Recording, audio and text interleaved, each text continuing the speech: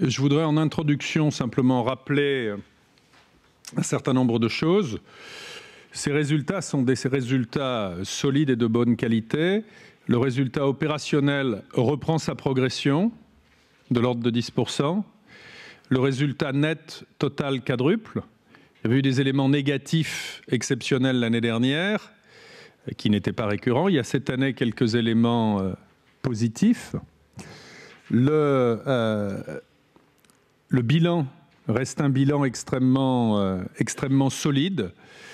Les ratios de solvabilité sont à un niveau élevé. Le groupe, pendant ce premier semestre, a été très actif sur un certain nombre de choses et pas seulement sur son, je dirais, activité courante. On a réalisé un certain nombre d'opérations significatives dont certaines trouvent déjà leur traduction dans les comptes, dont d'autres trouveront leur traduction dans les comptes au second semestre. Je vous rappelle qu'on a finalement finalisé notre opération de rachat des minoritaires en Australie qui nous permet maintenant, et de vente de nos activités australiennes et néo-zélandaises, qui nous permet maintenant d'avoir le plein contrôle de nos activités en Asie, dont vous constaterez qu'elles ont une croissance forte et des marges élevées. On a vendu nos opérations d'assurance dommages au Canada dans des conditions qu'on considère extrêmement satisfaisantes. On a continué donc à se développer. On continue aussi dans la ligne de ce que nous avons défini pour Ambition AXA, c'est-à-dire plus d'agressivité dans les marchés émergents. Vous verrez que les chiffres emportent la marque. La croissance dans les marchés émergents et sur les nouveaux modes de distribution comme le direct est significative. Plus de sélectivité sur les marchés mûrs. Vous verrez là aussi que les mix produits ont tendance à s'améliorer, qu'on privilégie la croissance dans les segments dans lesquels les marges sont bonnes et qu'à l'inverse, dans les segments dans lesquels les marges ne sont pas bonnes, eh bien, les chiffres d'affaires ont plutôt tendance à se contracter. On recherche plus d'efficacité partout et les efforts de productivité qui sont liés à Ambition AXA sont en train de se dérouler très convenablement. Le semestre a été affecté par des éléments favorables et par des éléments défavorables. Il y a eu un peu moins d'éléments naturels, je dirais de catastrophes naturelles exceptionnelles en assurance dommages que l'année précédente. En revanche, le tsunami japonais a affecté nos activités vie au Japon. Mais au total, c'est un trimestre solide sur lequel nous avons accentué et poursuivi nos efforts, ce qui nous permet de regarder, je dirais, l'avenir avec vigilance parce que l'horizon est incertain, mais avec une relative sérénité. Le bilan est extrêmement solide, ce qui doit rassurer et conforter les clients. Le développement des opérations se poursuit dans des conditions qui sont très convenables.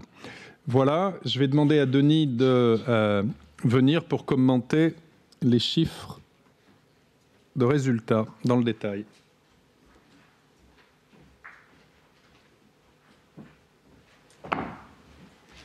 Merci Henri, bonjour à tous. Je vais commencer par vous parler du chiffre d'affaires du groupe. Le chiffre d'affaires du groupe a baissé de 3% à 47 milliards d'euros au premier semestre, ce qui est tout à fait en ligne avec la stratégie que nous avons annoncée d'être sélectif dans les pays matures. En assurance vie, c'est visible puisque c'est là qu'on a la baisse de chiffre d'affaires la plus importante à moins 6,6 à un peu moins de 28 milliards d'euros. On a été sélectif en particulier en France, en Belgique, en Allemagne et en Espagne, et en particulier sur la partie fonds général, et j'y reviendrai tout à l'heure. Au contraire, on a vu une bonne progression en Suisse, et notamment en prévoyance et santé, et aux États-Unis grâce au succès de notre produit de variable annuity, Retirement Cornerstone. On a eu aussi une baisse au Japon parce qu'on avait eu des ventes fortes au premier semestre l'année dernière en banque assurance, et une baisse en Italie où le premier semestre 2010 avait été marqué par la fin de l'amnistie fiscale et avait conduit à des volumes très importants. En assurance dommage, notre chiffre d'affaires progresse de près de 3%. Grâce à des augmentations de tarifs d'une part, et aussi à notre dynamisme dans les marchés à forte croissance et dans l'assurance directe. En gestion d'actifs, nous avons une petite progression de notre chiffre d'affaires à 3% chez nos deux gestionnaires. Si on regarde la partie droite du tableau, vous voyez qu'on a une très grande diversification géographique de nos activités. Vous voyez aussi qu'on a isolé l'activité d'assurance directe comme un segment à part, parce que c'est un domaine qu'on a identifié comme un domaine de forte croissance.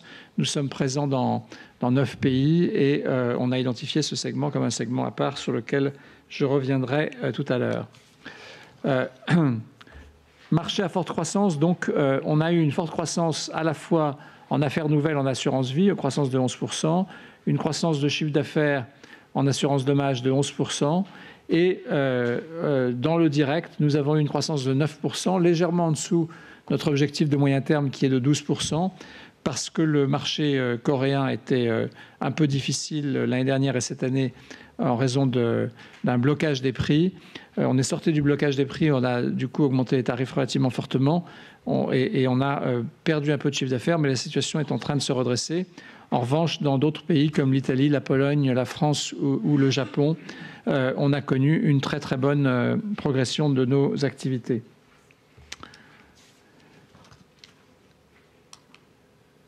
Résultat opérationnel du groupe, progression de 10% à 2,222 milliards d'euros. Cette progression, elle est marquée sur l'assurance dommage où la progression est de 15%. Sur l'assurance vie, la comparaison n'est pas flatteuse. On voit une évolution de moins 1%, mais il faut que vous ayez en tête que le résultat de 2010 contenait encore le résultat de nos activités en Angleterre en assurance vie que nous avons vendu. Il contenait encore le résultat de nos activités en Australie et Nouvelle-Zélande. Et si on retraitait de ce changement de périmètre, en fait, on aurait une progression de 9%. La gestion d'actifs voit ses résultats progresser de 6% grâce à un bon développement chez AXA Investment Managers sur lequel je reviendrai. Et les holdings voient leurs résultats également s'améliorer du fait qu'en 2010, nous avions constitué une provision au titre de l'accident qu'on avait connu chez AXA Rosenberg. Le résultat de l'assurance vie, j'y reviendrai aussi, était marqué par le tremblement de terre et le tsunami au Japon qui nous coûte 70 millions d'euros avant impôt. Je voudrais qu'on regarde aussi le résultat opérationnel d'une autre façon. Sur ce tableau, nous avons montré que l'activité dommage plus l'activité prévoyance et santé représente 72% du résultat du groupe, quand l'épargne et la gestion d'actifs représentent 28%. Qu'est-ce que ça veut dire? Ça veut dire que 72% de notre activité est très peu sensible aux impacts des marchés financiers. Et il y a 28% de notre activité qui est sensible à l'impact des marchés financiers. Et je crois que c'est un message qu'on souhaite donner aujourd'hui, qu'en dépit des turbulences de marché, nous avons une plateforme qui est extrêmement solide et qui, pour plus des 2/3, repose sur des activités peu sensibles à l'évolution des marchés financiers. Notre résultat courant a progressé de 7% au premier semestre, grâce à la bonne performance du résultat opérationnel qui était en hausse de 10%, mais aussi grâce à un bon niveau de plus-value réalisée qui est en partie compensé par une hausse des dépréciations et notamment la dépréciation de 92 millions sur nos obligations grecques. Le résultat net est multiplié par 4 à 4 milliards d'euros. Il bénéficie de deux plus-values importantes qui au total font un peu plus d'1,4 milliard d'euros sur la cession de participation de 15% dans Taikang Life, un assureur vie chinois qu'on avait hérité de Winterthur, et la cession de nos activités en Australie et en Nouvelle-Zélande. On va maintenant rentrer dans un peu plus de détails sur chacun de nos segments d'activité, en commençant par l'assurance vie et épargne retraite. Nous sommes toujours le premier assureur vie mondial avec plus de 40 millions de clients, un très bon mix géographique, un mix d'activités équilibré entre les différents segments de l'assurance vie, prévoyance et santé, unité de compte, Fonds général épargne et OPCVM. Et vous voyez que pour à peu près la moitié, nous reposons sur nos réseaux propriétaires et les autres réseaux représentant la moitié de nos activités. Au premier semestre, on a agi en termes d'affaires nouvelles de façon sélective. Vous voyez sur ce tableau un petit peu compliqué, avec en axe horizontal la croissance et en axe vertical la marge, qu'il y a deux activités qui ont été développées fortement. La prévoyance et la santé, sur lesquelles on a une marge de 47% et qui a eu une croissance de 14%. Et les OPCVM, qui a une marge de 7%, mais qui consomme très peu de fonds propres, pour laquelle la croissance a été de 15%. On a eu des ventes en baisse de 1% sur les unités de compte, où on a une image contrastée avec des ventes qui progressent en France, mais qui ont diminué dans d'autres pays. On a une marge de 24%. Et puis enfin, le Fonds général épargne, sur lequel nous avons une marge de 2%, et pour lequel nous avons baissé nos affaires nouvelles de 26% au premier trimestre. Au total, nos affaires nouvelles ont baissé de 1% sur le semestre, et la marge, au contraire, elle, a progressé de 3 points à 26%. Le résultat de l'assurance vie, donc, je vous l'ai dit tout à l'heure, il baisse de 1%. À périmètre constant, il augmente de 9%. Si on tient compte si on retraite de l'effet de la vente des activités vie au Royaume-Uni et en Australie et Nouvelle-Zélande, le séisme au Japon nous a coûté 70 millions d'euros. Les activités en unité de compte ont vu leurs résultats progresser fortement, et on voit aussi également une hausse du résultat sur le Fonds général épargne du fait de l'augmentation des actifs. Sur l'assurance dommage maintenant, qui est donc le segment qui s'est le mieux comporté au premier semestre.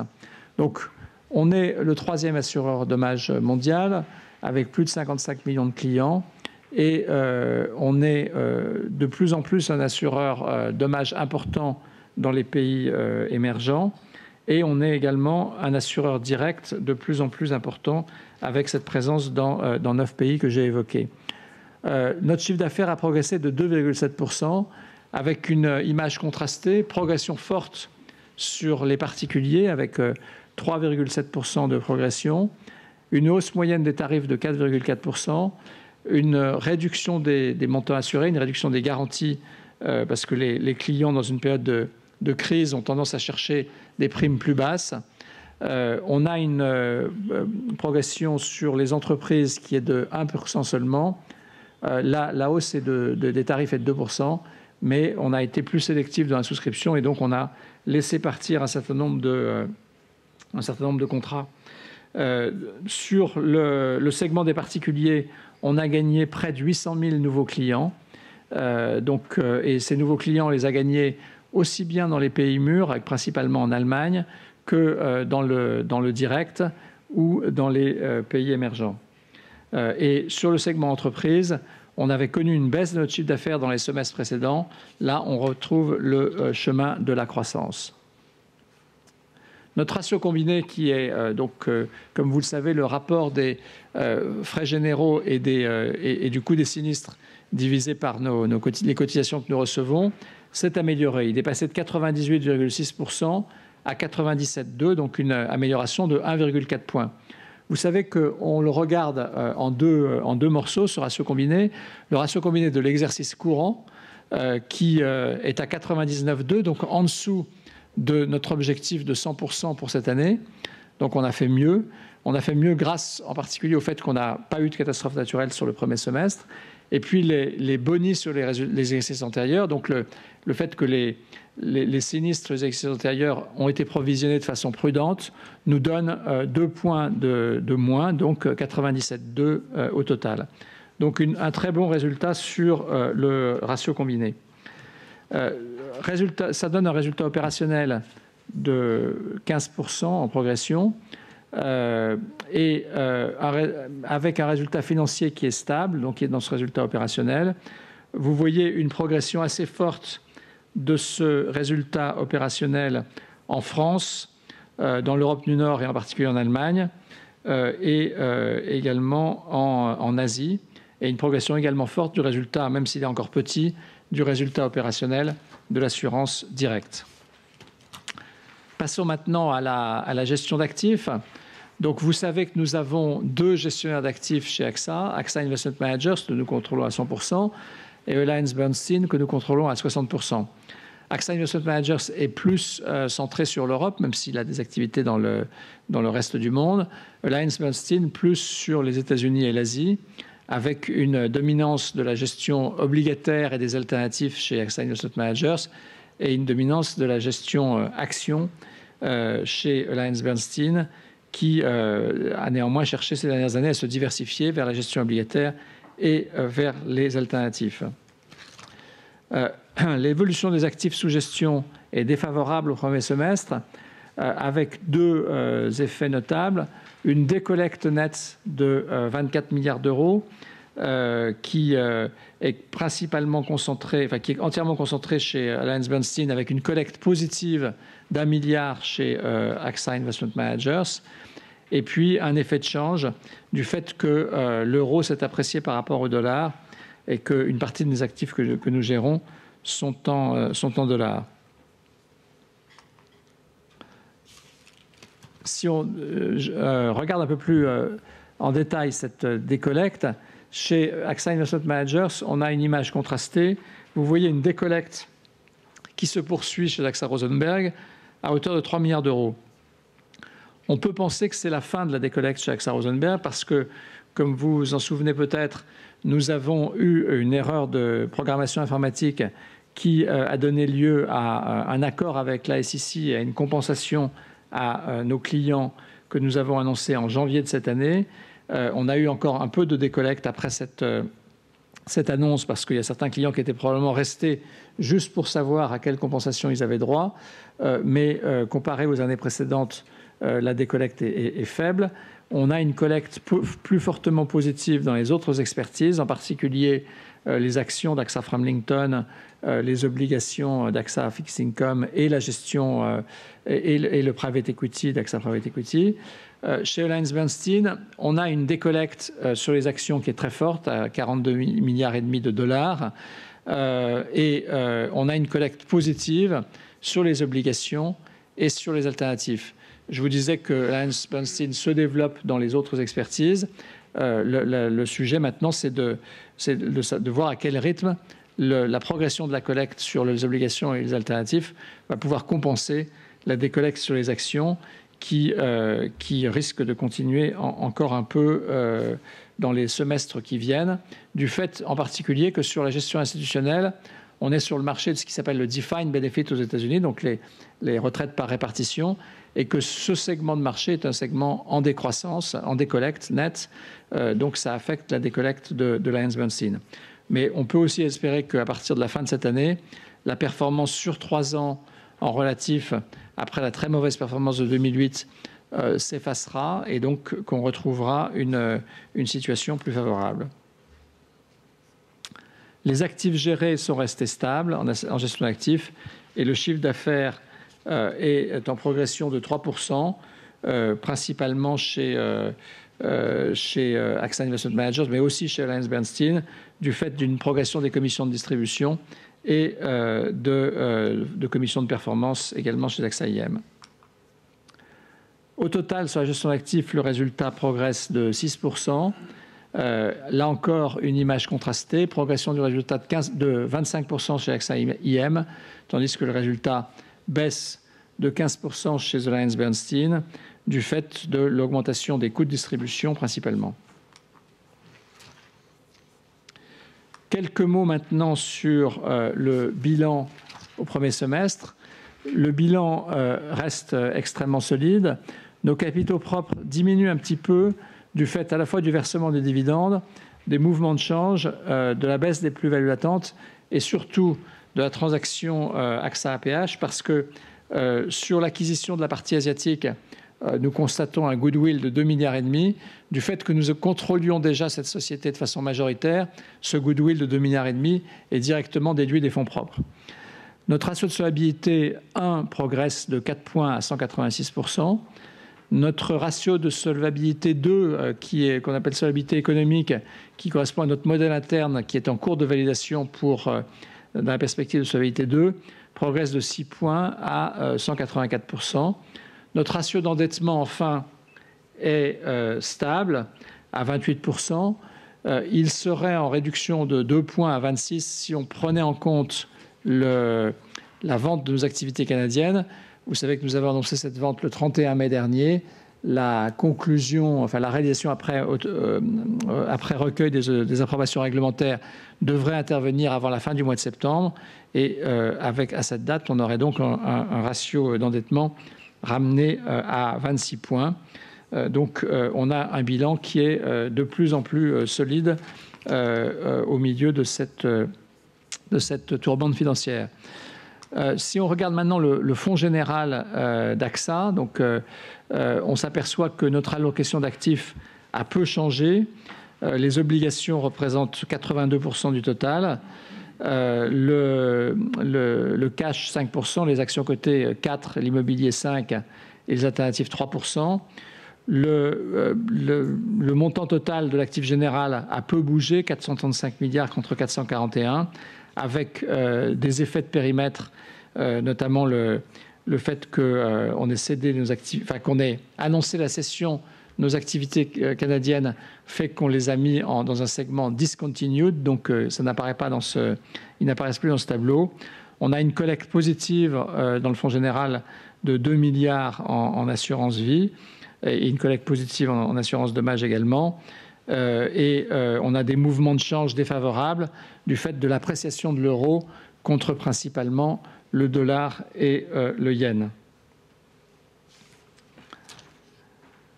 Vous êtes certainement intéressé d'avoir un point sur nos expositions aux obligations souveraines des pays périphériques de la zone euro. On a donné ces expositions sur une base brute à gauche en pourcentage du fonds général au total. Donc on a une exposition de 7% du fonds général si on prend Italie plus Espagne plus Portugal, Irlande et Grèce, et une exposition nette qui est un peu plus de 11 milliards d'euros. Les actifs de ces pays, enfin de l'ensemble de nos obligations sont en valeur de marché. Nous nous retrouvons à fin juin avec des plus-values latentes obligataires de 2,6 milliards d'euros, 3,3 sur les pays qui sont en plus-value comme l'Allemagne, la France, les États-Unis, le Japon, 0,7 négatif sur les pays périphériques de la zone euro. Si on regarde, on a passé, comme je vous le disais, une provision pour dépréciation de 92 millions d'euros sur les échéances antérieures à 2020 de notre dette grecque. Nous avons annoncé que nous participerions au plan d'aide à la Grèce par les créditeurs privés. Donc ça va nous permettre de participer à ce plan sous une des 4 formes qui ont été présentées. Et nous avons choisi de mettre nos dettes grecques antérieures à 2020 en valeur de marché par le compte de résultat. Le reste de nos dettes grecques post-2020 reste en valeur de marché par les fonds propres. Par ailleurs, si on se projette au 1er août, eh bien on constate que nos plus-values latentes obligataires ont augmenté. Elles sont plus de 2,6 milliards, elles sont de 3,5 milliards d'euros. Pourquoi cette augmentation? Parce que la baisse de valeur des obligations des pays périphériques de la zone euro, qui amène la plus-value à peu près 1,3 milliard, est plus que compensée par l'augmentation de valeur de nos créances obligataires sur les pays considérés comme les plus solides, comme l'Allemagne, le Japon, la France, les États-Unis, où là nous constatons une plus-value latente plus forte du fait de la baisse des taux. Pour le reste de l'année 2011, nous allons continuer, je dirais, à dérouler notre plan Ambition AXA. En assurance vie, épargne retraite, on va continuer à mettre l'accent sur la prévoyance et la santé et les unités de compte. Vous pourriez penser que vendre des unités de compte est difficile dans ces périodes de marché troublées, mais en réalité, c'est au moment où les marchés sont bas qu'il faut acheter des actions. Donc, on va continuer à pousser dans cette direction. On va poursuivre nos efforts d'efficacité pour maintenir nos frais généraux stables. Et on a eu un bon succès au premier semestre sur ce point, puisque notre ratio de dépenses en assurance dommage a baissé de 0,8 points. On pense qu'on va être capable de générer les cash flows opérationnels qui sont prévus. En dommage, on va continuer à mettre l'accent sur la croissance dans le direct et dans les marchés émergents. On est confiant dans notre capacité à maintenir notre ratio combiné de l'exercice courant en dessous de 100%. On était à 99,2 sur le premier semestre. Enfin, en gestion d'actifs, l'effort reste à poursuivre sur l'amélioration de la performance d'investissement. Elle est déjà très bonne chez AXA Investment Managers. On doit poursuivre les efforts d'amélioration sur la partie action de AllianceBernstein. Je vous remercie de votre attention et je rends la parole à Henri Decazes pour la conclusion.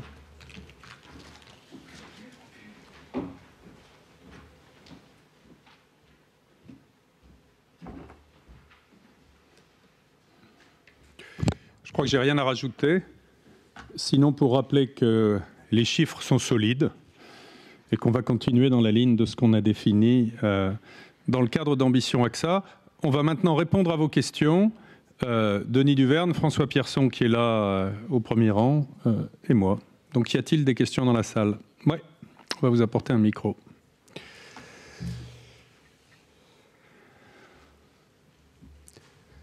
Le micro arrive.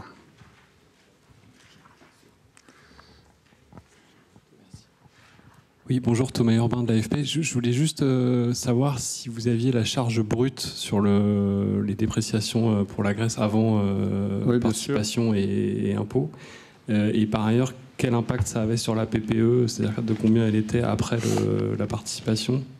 Et aussi, concernant le choix parmi les 4 options qui ont été soumises par l'IIF, est-ce que vous aviez déjà arrêté votre choix beaucoup optent pour le swap au pair. Est-ce que c'est votre choix aussi? D'accord. Pendant que Denis cherche les chiffres sur le brut et la PPE, je vais vous répondre sur le choix.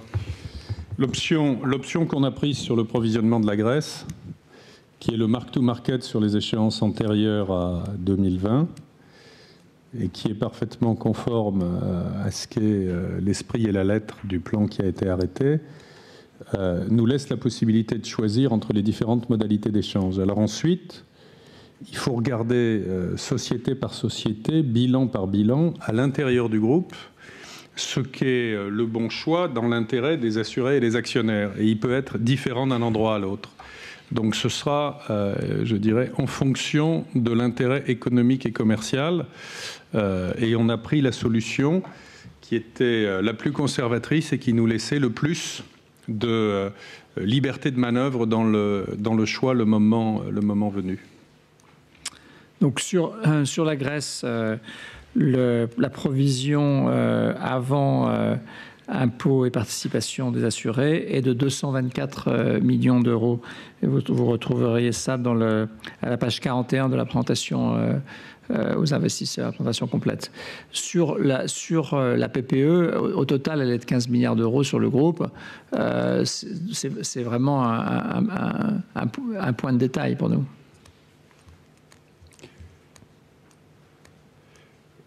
Autre question? Oui.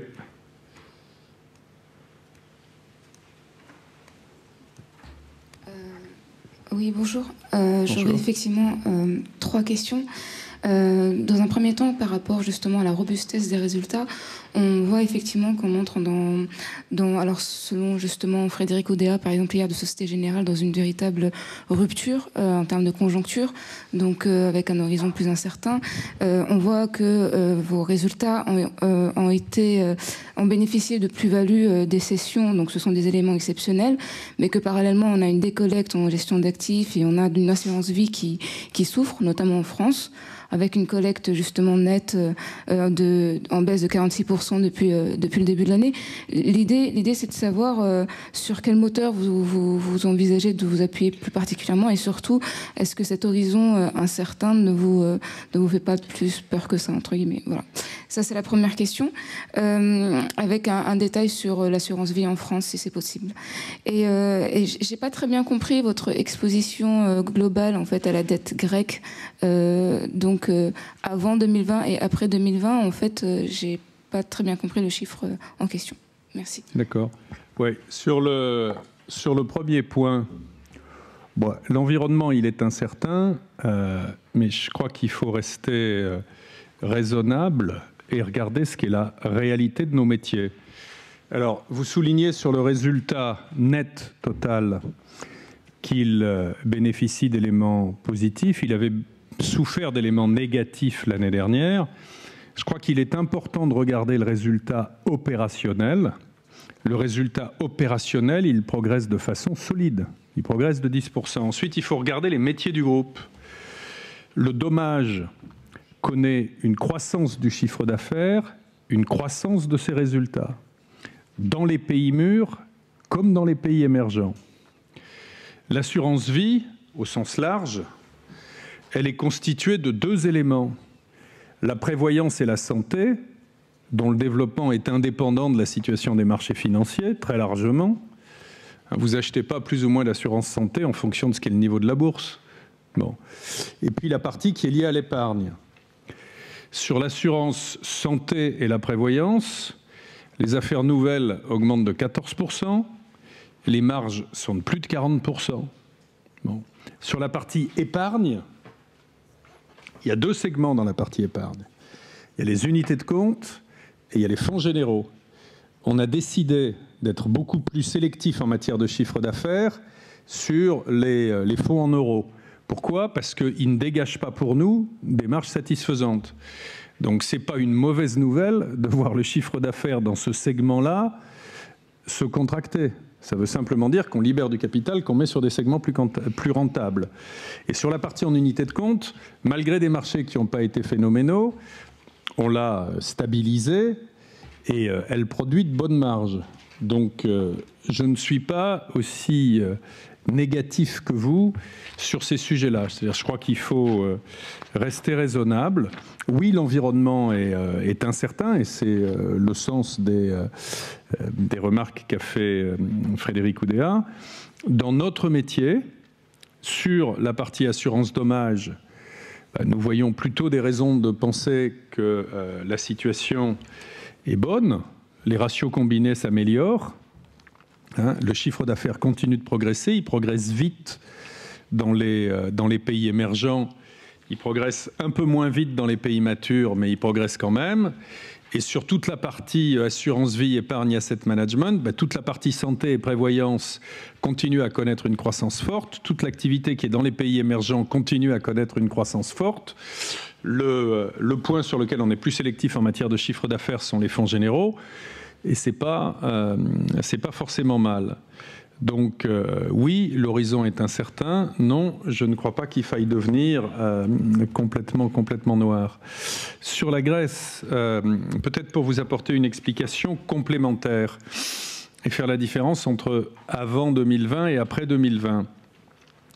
L'équilibre d'ensemble de l'accord avec les créanciers privés sur la Grèce, c'est que les créanciers privés acceptent de faire un effort sur les échéances de dette qui sont des échéances de dette antérieures à 2020. C'est-à-dire ils acceptent des solutions d'échange ou de ce qu'on appelle rollover sur les parties de la dette antérieure à 2020. En contrepartie de quoi, la Grèce est mise dans une situation telle qu'elle sera en mesure d'assurer ces échéances, notamment sur la dette postérieure à 2020. Alors c'est pour ça que dans le compte de résultat, nous avons pris une provision en mark-to-market sur les échéances antérieures à 2020, qui, comme je le disais tout à l'heure, est ce qui nous permet d'avoir le plus de flexibilité sur les différentes sociétés du groupe. Sur les échéances postérieures à 2020, il n'y a pas de raison de prendre quelque chose sur le compte de résultat.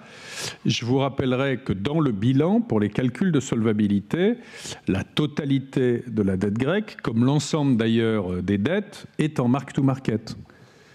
Est-ce que ça vous est clair ? Il est le montant. Donc on exprime notre exposition de deux façons. On l'exprime de façon en brut et on l'exprime en net.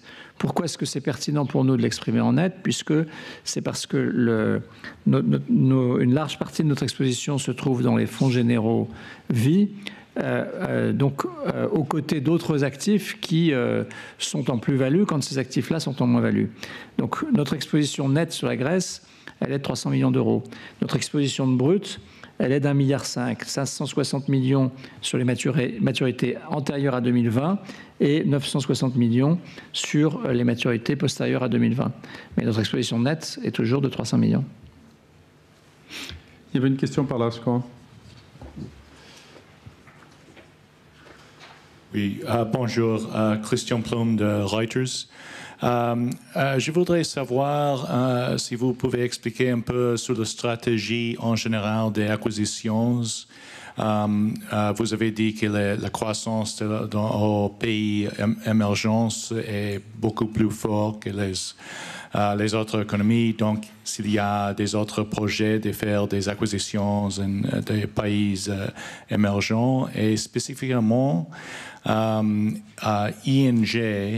est en train de faire un IPO de les opérations européennes et asiatiques, mais je voudrais savoir si peut-être ces actifs peuvent être intéressants pour vous, pour, je ne sais pas, comme une acquisition. Okay. Je n'ai pas de commentaire à faire sur des opérations particulières. Je peux vous rappeler ce que sont les lignes directrices. Il y a 3 métiers dans le groupe. L'assurance dommage, l'assurance vie prévoyance santé, et puis l'assurance vie épargne et l'asset management. Ces 3 métiers avec lesquels nous sommes confortables, que nous souhaitons développer. Nous souhaitons les développer en étant plus sélectifs dans les pays mûrs. C'est-à-dire que dans ces pays-là, l'objectif principal n'est pas d'acquérir des capacités complémentaires, c'est d'augmenter les marges. Et nous souhaitons en revanche augmenter notre exposition quand des opportunités se présentent sur les pays émergents, aussi bien en assurance dommage qu'en prévoyance et en santé. Alors les pays émergents, c'est pas seulement l'Asie. Nous venons de faire une opération en Turquie, par exemple. Nous sommes le premier assureur dommage sur le marché turc. Dans le cadre de la restructuration de Dexia, nous venons de récupérer la fabrication des produits d'assurance dommage que la filiale turque de Dexia met dans ses réseaux. Donc voilà la grille, elle est très simple. Il y a 3 métiers, l'assurance dommage, la santé et la prévoyance, et puis l'épargne, assurance vie ou non. Dans ces 3 métiers, nous sommes confortables et nous n'en faisons pas d'autres. Et dans ces 3 métiers, nous souhaitons être plus sélectifs dans les pays mûrs et augmenter nos positions dans les émergents. Question suivante.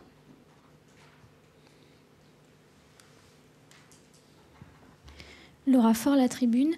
Sur l'assurance vie épargne, qu'est-ce que vous entendez par être plus sélectif sur le fonds général? Eh ben, vous avez vu, je ne sais pas d'ailleurs si on peut la remettre à l'écran, ce que vous a montré Denis Duverne sur la profitabilité de nos activités d'assurance vie. Les marges sur les fonds généraux sont des marges qui sont plus faibles que sur d'autres produits. Voilà, vous voyez, les marges sur le fonds général épargne, elles sont faibles, voire nulles. C'est la raison pour laquelle nous souhaitons, sur ces gammes de produits-là, être moins agressifs, voire dans certains cas, réduire la toile. En revanche, sur les produits sur lesquels nous générons des marges élevées, nous souhaitons augmenter notre chiffre d'affaires. Et quand vous regardez ce graphique, il montre que c'est parfaitement ce que nous sommes en train de faire. Comme dans n'importe quelle entreprise, quand vous avez des produits qui ont des marges élevées, vous essayez d'en vendre davantage. Quand vous avez des produits sur lesquels les marges sont plus faibles, ça n'est pas forcément votre première priorité de développement.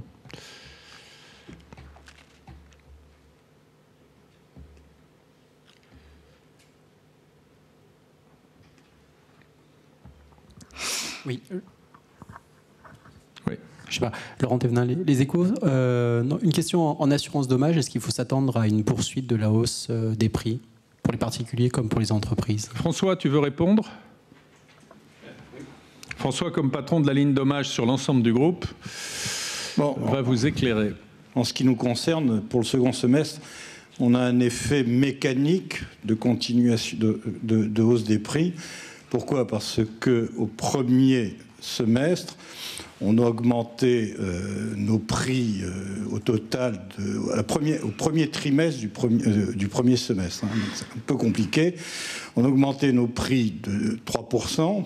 Et ce qu'on voit sur le total, que nos prix ont augmenté finalement au second trimestre du premier semestre, de 3,5%. Pourquoi ça? Parce que nous avons renouvelé en Allemagne notamment et en Suisse notamment 100% quasiment du portefeuille, puisque ces pays-là renouvellent leur portefeuille en début d'année. Et c'est sur ces pays que portent des augmentations de tarifs les plus modérées dans l'ensemble d'AXA. Donc cet effet de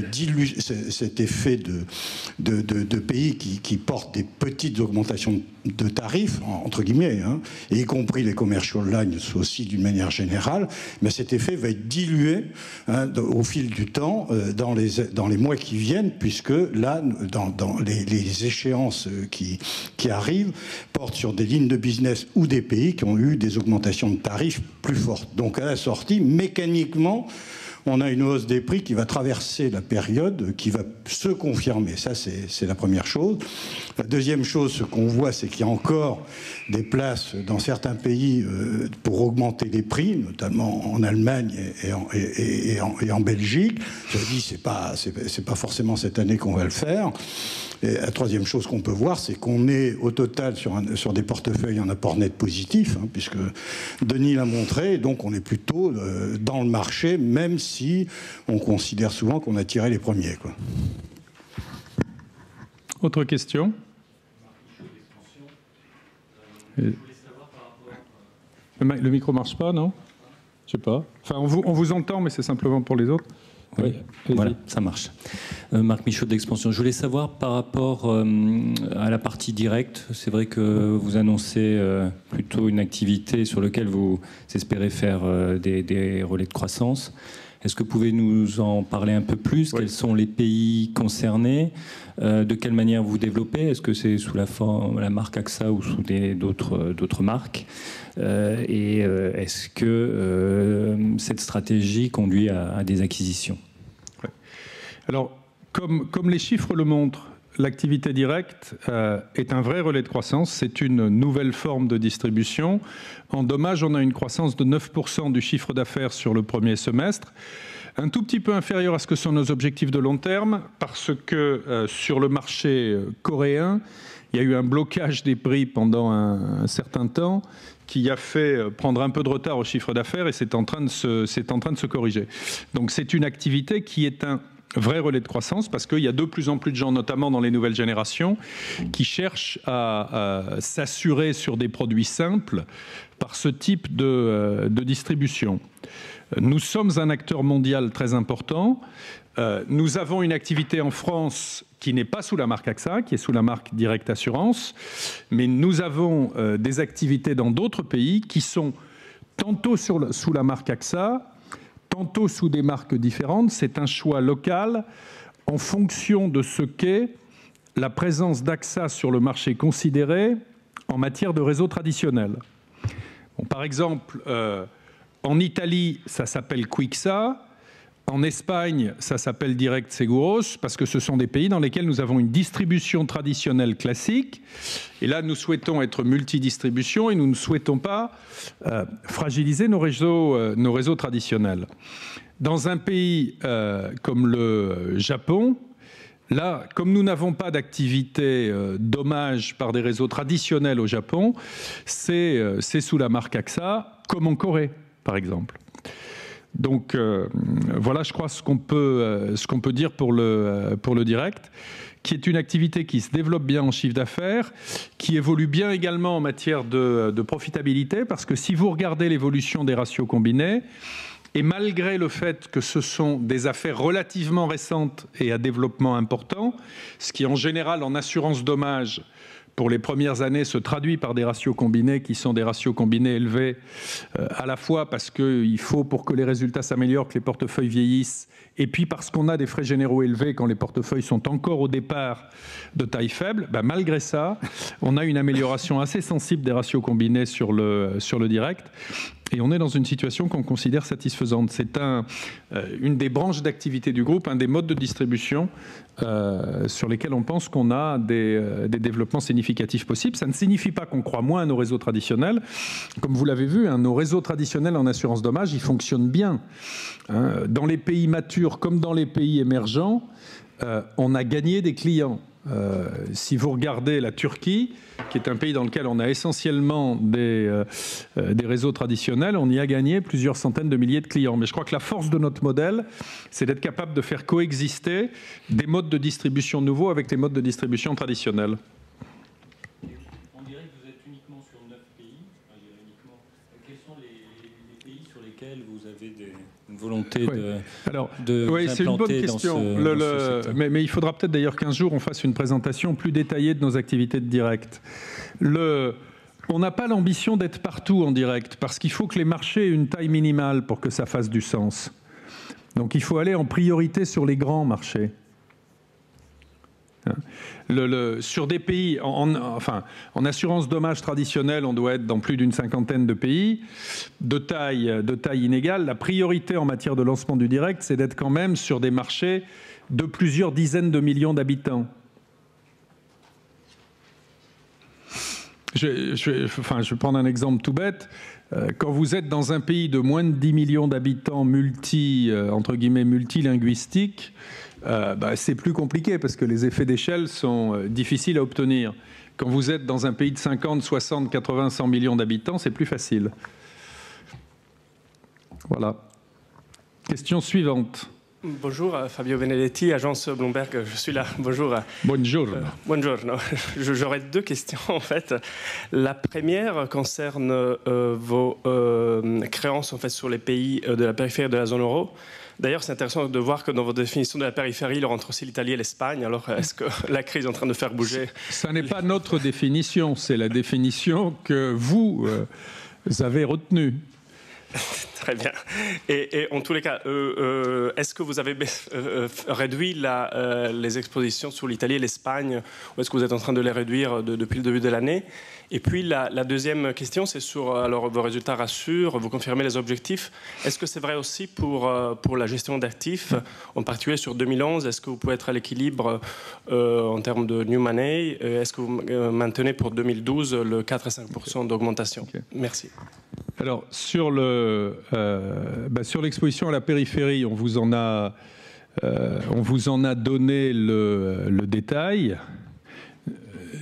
Nous n'avons pas d'inquiétude sur des pays comme l'Italie ou l'Espagne. Je vous rappelle que l'Italie est en situation d'excédent primaire de son budget. Alors oui, l'Italie a un taux de dette rapporté à son PIB qui est de 120%. Mais l'Italie a un surplus primaire, ce qui n'est pas le cas de beaucoup d'autres États européens.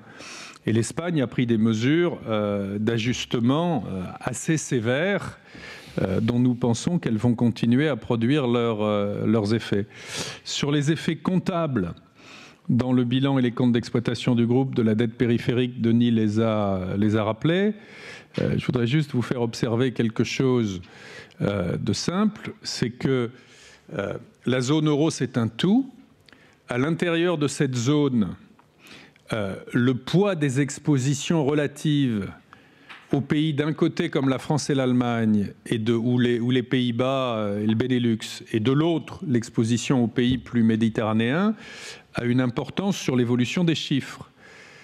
La hausse des taux d'intérêt qui s'est produite sur l'Espagne et sur l'Italie depuis quelques jours génère en mark-to-market des moins-values qui pour nous sont inférieures et très inférieures aux plus-values supplémentaires que nous engrangeons en latin sur la France et sur l'Allemagne, parce que nous sommes plus exposés sur la partie non méditerranéenne de la zone euro que sur la partie méditerranéenne. Voilà là-dessus. Votre deuxième question, pardon, c'était... La première question, c'était aussi, est-ce qu'on a réduit nos expositions? Oui, non, alors j'ai dit, non, nous n'avons pas de raison de réduire nos expositions sur l'Italie et sur l'Espagne. Deuxième question? Ah oui, pardon, oui, gestion d'actifs. Alors, gestion d'actifs, ben, c'est une situation contrastée, comme Denis vous l'a montré. AXA IM a une collecte positive des performances de gestion qui sont très bonnes. Donc AXA IM, mettant derrière eux l'épisode Rosenberg, devrait, toute chose égale d'ailleurs, si le monde ne s'effondre pas, faire un exercice 2011 très convenable. Sur AllianceBernstein, nous avons un sujet qui est un sujet spécifique. Il y a des sorties d'actifs encore significatives. Là aussi, Denis a expliqué pourquoi. Il y a 3 types d'activités chez AllianceBernstein. Il y a une gestion action traditionnelle dans lesquelles les clients sont pour l'essentiel des fonds de pension qui sont des fonds de pension à prestations définies, defined benefits, qui est une catégorie de fonds de pension qui se réduit aux États-Unis. Parce que de plus en plus, on passe de defined benefit à defined contribution. Donc les clients ont de moins en moins d'argent à confier à gérer. Ceci s'ajoute au fait que les performances d'AllianceBernstein ayant été très mauvaises en 2008, quand on a de moins en moins d'argent à confier à gérer, on a peut-être plutôt tendance à le retirer là où les performances ont été moins bonnes sur moyenne période. Donc ils souffrent encore de ça. En revanche, sur la gestion fixed income et sur la gestion de ce qu'on appelle les alternatives et les autres sources de gestion, là, ils ont une collecte positive qui est encore insuffisante pour compenser les sorties d'actifs qu'ils ont sur la partie institutional equities. Et dans le temps, c'est quelque chose dont nous pensons que ça devrait s'atténuer. Est-ce que tu veux rajouter quelque chose? Je veux juste corriger ce que vous avez dit dans votre question, en ce sens que les 4 à 5% de net new money, c'est un objectif 2015, et que l'objectif que nous avons pour 2012, c'est de retrouver l'équilibre. En 2012. Oui. Oui. Oui.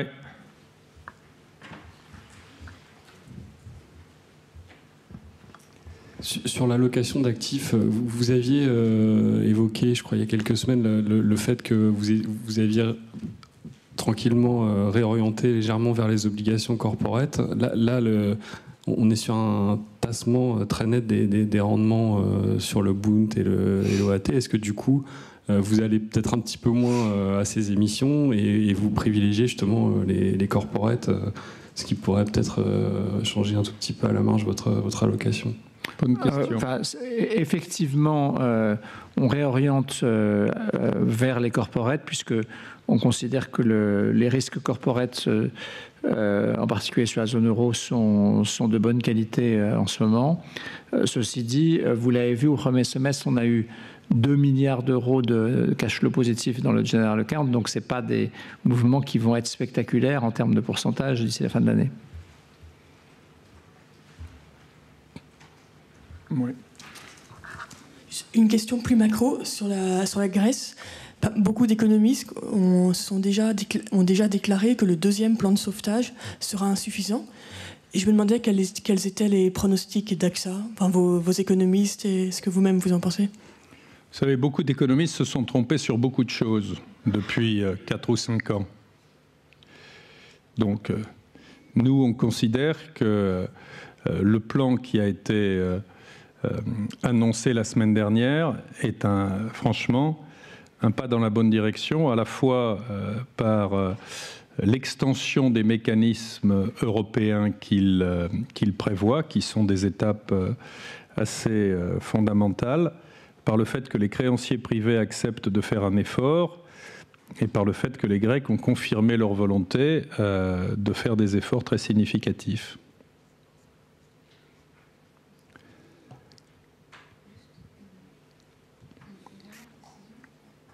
Par rapport à votre portefeuille d'actifs à céder, juste nous dire éventuellement où est-ce que vous en êtes par rapport à ce portefeuille et si vous envisagez d'autres sessions au second semestre éventuellement. C'est un sujet sur lequel on ne dit jamais rien. Ah. D'accord, ok, autant pour moi. Oui.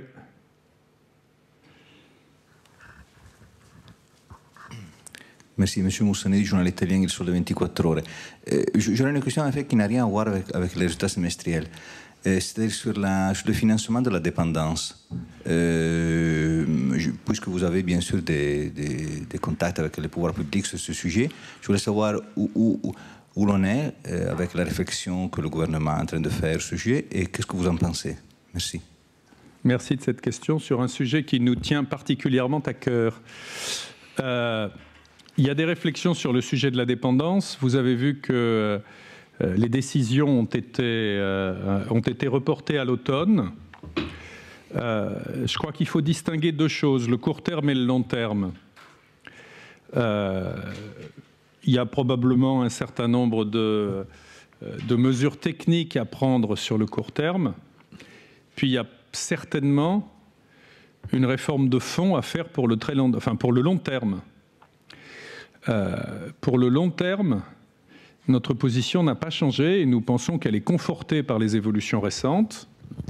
Notre position, c'est de dire que l'assurance a un rôle important à jouer sur ce sujet parce que les mécanismes assurantiels sont précisément ceux qui permettent de couvrir ce risque à des conditions financières acceptables pour la collectivité, alors qu'il semble évident que les ressources des budgets publics ne sont pas franchement à la hausse. Donc la solution assurantielle, elle est bonne. Pourquoi?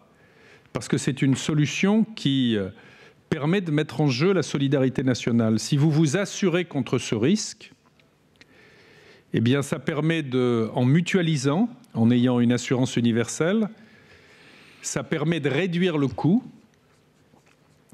Parce que si tout le monde s'assure, pour autant tout le monde ne sera pas dépendant. Ce sera seulement probablement une personne sur 4. Et donc ça permet de réduire le coût, ça permet d'améliorer les prestations offertes. Et je pense que pour les individus aujourd'hui, avoir la certitude qu'ils se sont constitués une protection individuelle identifiable et pérenne, c'est un très grand avantage par rapport à un droit de tirage incertain sur un système collectif et public.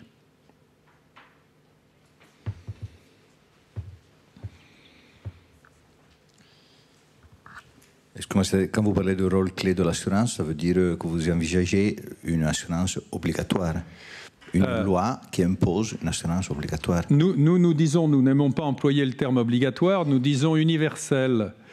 Parce que ce qui est important, c'est que l'ensemble de la population soit couvert et pas seulement ceux qui en ont les moyens.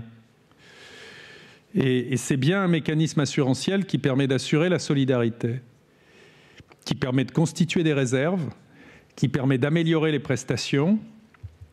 S'il ne se passe rien, et si les budgets publics n'ont pas les ressources nécessaires pour faire face à la situation des gens qui sont les plus fragiles, ce qui risque d'arriver, c'est que les gens qui en ont les moyens trouveront des solutions et que ceux qui sont plus fragiles n'en trouveront pas.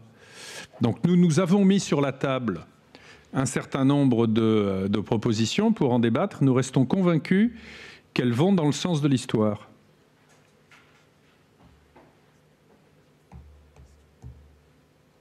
Autre question?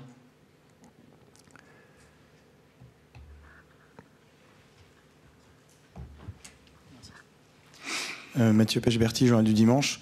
Je voulais savoir comment vous jugiez les tensions actuelles dont on parlait à l'instant sur l'Espagne et sur l'Italie.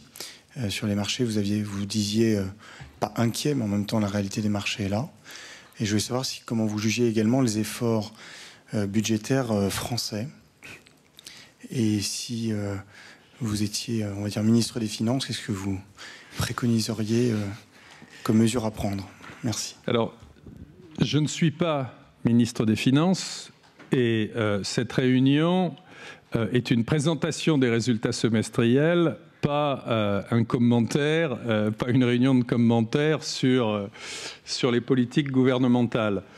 Pour revenir sur la situation de la zone euro, nous sommes des investisseurs de long terme. Notre métier, c'est l'évaluation des risques.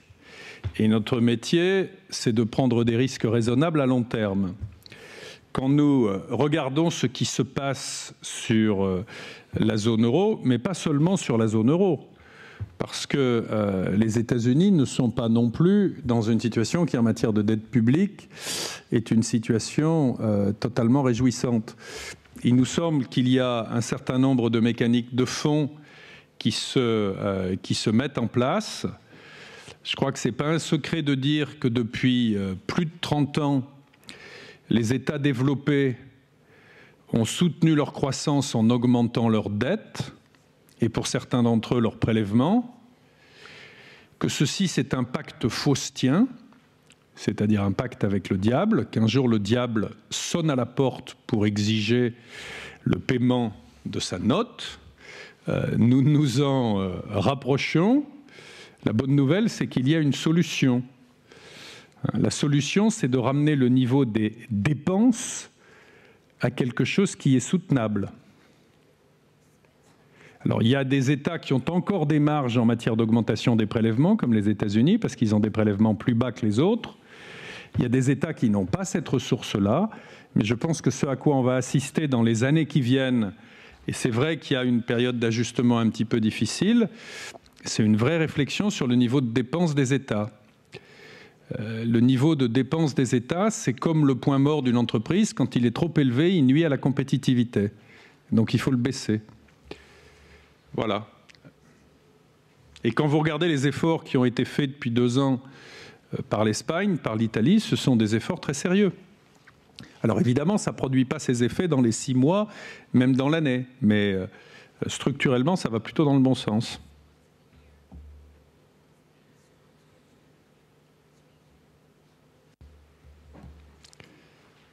Est-ce qu'il y a des questions au téléphone?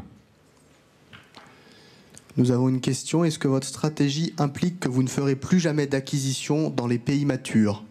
Non. La stratégie n'implique pas ça. Ce serait caricatural de le dire.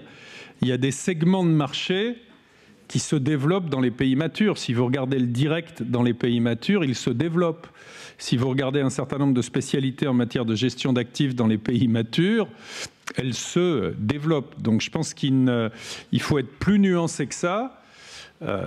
Si nous faisons des acquisitions, il est probable que la plus grande partie d'entre elles se passeront plutôt du côté des pays émergents, mais ça ne veut pas dire que nous n'en ferons aucune dans les pays matures. Ça veut dire simplement que nous serons sélectifs. Autre question? S'il n'y a plus de questions, on va vous remercier. Et pour ceux d'entre vous qui en prennent, vous souhaitez de très bonnes vacances.